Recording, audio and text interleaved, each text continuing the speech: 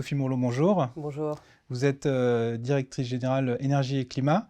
Alors, vous allez intervenir sur une table ronde intitulée S'adapter, une nécessité. C'est quoi le plan? Le système électrique doit s'adapter aujourd'hui à de multiples enjeux, changement climatique, insertion et développement rapide des ENR. Quels sont les principaux défis à relever dans ce contexte? La France est-elle bien armée face à ces challenges aujourd'hui et demain? Aujourd'hui, on part d'une situation qui est assez favorable par rapport à un certain nombre de nos voisins européens, avec un mix électrique assez diversifié, un réseau solide et bien maillé. Et on a pris également en compte les retours d'expérience d'un certain nombre d'événements extrêmes par le passé. Je pense à la tempête de 1999, à la canicule de 2003, qui ont conduit les opérateurs énergétiques, et en particulier du domaine de l'électricité, à anticiper un certain nombre d'investissements, d'études d'ingénierie et de transformation. Donc voilà, on part d'un point initial qui est plutôt favorable, mais les enjeux sont absolument massifs. Le changement climatique est déjà à l'œuvre, on a vu l'augmentation des événements extrêmes, les enjeux de résilience. On sait aussi que dans le temps, on va avoir des sujets sur la transformation de la production, de la consommation, et donc une véritable transformation du réseau électrique, en plus de la transformation liée à la décarbonation. Il va falloir embarquer les deux ensemble, en fait. Alors justement, comment peut-on résumer le plan, ou peut-être les plans, pour conduire toutes ces transformations de front, permettre au système électrique de se projeter résolument vers l'avenir? En particulier, ça va nécessiter forcément des montants d'investissement importants. Quels sont les leviers de financement?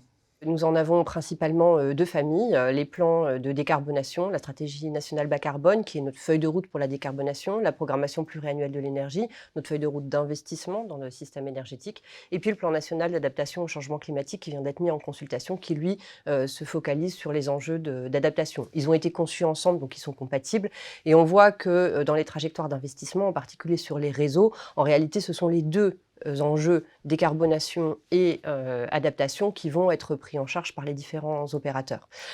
Donc ça repose sur un plan très, très concret. D'abord par le choix d'une trajectoire de référence de réchauffement, c'est-à-dire à quoi on s'adapte.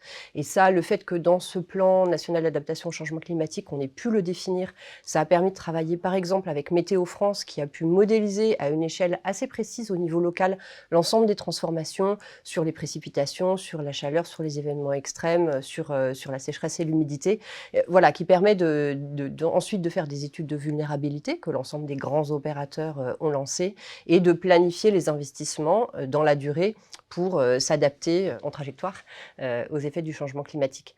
Alors les leviers de financement, on les pense là aussi de manière conjointe, c'est-à-dire la transformation du système électrique. On pense ensemble la décarbonation et l'adaptation, avec des leviers qui vont reposer sur des systèmes de régulation, sur des systèmes de financement sur lesquels on est en train de travailler avec l'ensemble des opérateurs. Pour ce qui est du réseau proprement dit, par exemple, c'est la régulation qui est travaillée par la Commission de régulation de l'énergie qui va permettre d'y répondre. Alors ces transformations lourdes se jouent à différents échelons, Europe, France et puis au niveau local. Comment assurer une adaptation globale et cohérente partout sur le territoire? Comme vous l'avez dit, il faut effectivement l'envisager à toutes ces échelles, parce que l'adaptation finalement, elle sera très locale, et c'est le fait de travailler avec les collectivités territoriales, le fait de travailler, comme on l'a dit avec Météo France, sur les effets vraiment au niveau local, de faire des choix de priorisation d'investissement au niveau local qui est important. Mais pour ça, il faut qu'on aligne toute la chaîne. Au niveau européen, une des priorités que nous portons, c'est le fait de définir à cette échelle cette trajectoire de référence. Nous avons fait le choix pour la France, la trajectoire le scénario tendanciel du GIEC, une augmentation de 4 degrés à la fin du siècle. Il faut qu'on ait la même démarche au niveau européen, et c'est une des priorités que nous portons. L'autre priorité étant les systèmes de régulation et de financement.